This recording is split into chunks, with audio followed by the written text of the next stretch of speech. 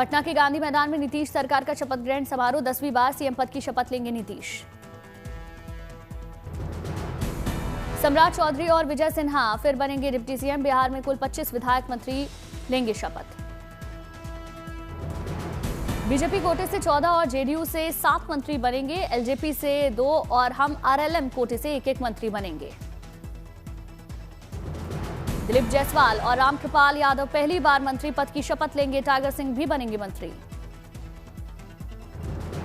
Bihar cabinet में 2 महिला मंत्रियों की एंट्री। श्रेयसी सिंह और अमा निषाद को मिला मौका।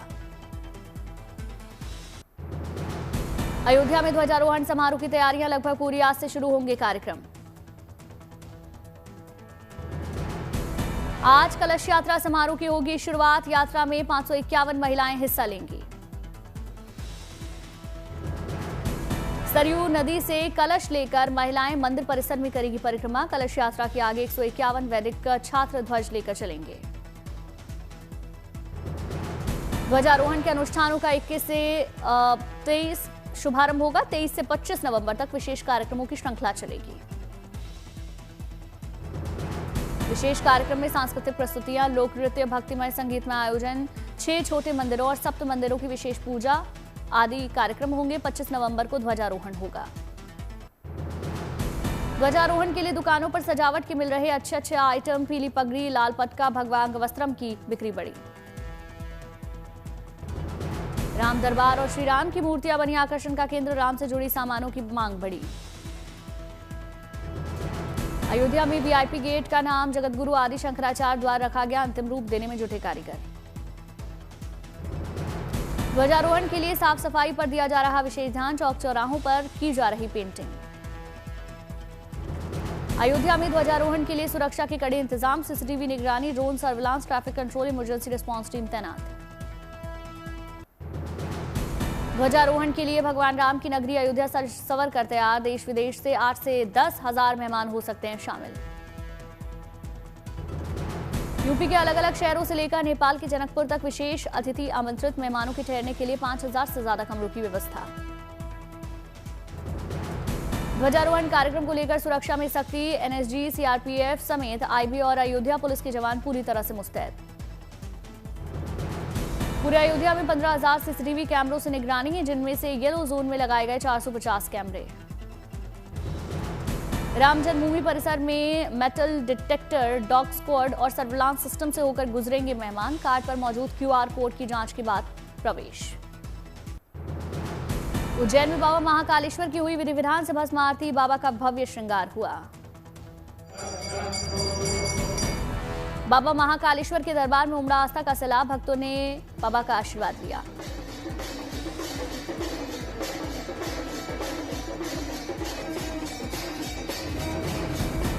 कुल्लू की वादियों में उमड़े सैलानी। ठंडे मौसम और गुनगुनी धूप का आनंद ले रहे लोग नदियों में बोटिंग का लुत्फ उठा रहे। प्राकृतिक दृश्यों के बीच खिंच पा रहे अपनी तस्वीर। पुरी में पशु एवं मत्स्य संपदा मेले में डिप्टी सीएम पार्वती परिदास शामिल। पुनर्निर्माण कार्य का डिप्टी सीएम ने किया उद्घाटन। पुरी के भगवान जगन्नाथ के दरबार में पहुंचे केंद्रीय मंत्री एचडी कुमारस्वामी। विधि विधान से पूजा कर जगन्नाथ का आशीर्वाद लिया। पुरी में मंत्री पृथ्वीराज हरिचंदन ने किए जगन्नाथ मंदिर में दर्शन। विधि विधान से पूजा पाठ किया। दिल्ली में वर्ल्ड टॉयलेट डे पर सम्मेलन का आयोजन। केंद्रीय मंत्री मनोहर लाल खट्टर, सीआर पाटिल शामिल।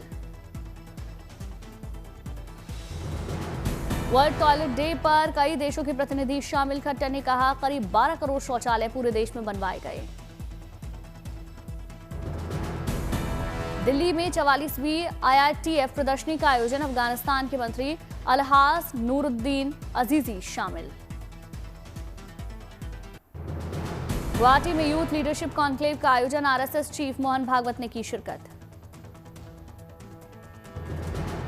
यूनिसेफ के गोबलू अभियान के तहत मुंबई में बीएमसी और छत्रपति शिवाजी टर्मिनस की इमारतें नीली रोशनी से जगमग हुई। बच्चों के अधिकारों के प्रति जागरूकता बढ़ाने और एकजुटता दिखाने की पहल।